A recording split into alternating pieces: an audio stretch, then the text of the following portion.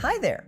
In this video, we'll show you how to start digitizing a space by uploading its floor plan, scaling it, and drawing its boundaries.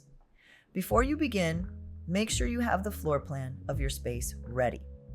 Smplrspace supports PNG and JPG files. If your plan is in PDF format, you can convert it using free tools like Adobe Acrobat or Cloud Convert. For more detailed plans, choose higher conversion quality to keep all details visible. You'll also need at least one real-world measurement from your space to scale it accurately. Once you log in and reach the home screen, click New Space in the top bar. Enter the name for your space and, if needed, add notes. The notes are visible only to you or to your organization.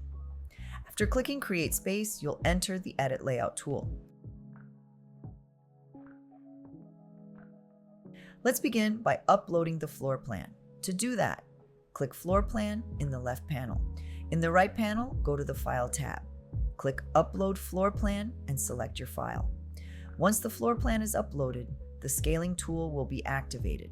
Click on the start of the known measurement in your space. The ruler will appear.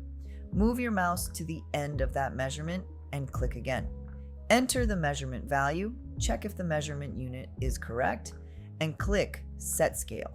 If you've set up your floor plan scale but you're not happy with it, you can always rescale it from the Rescale button in the same panel.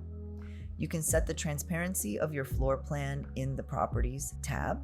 This way, you control how visible it is while you are sketching your space. Now, let's outline the space.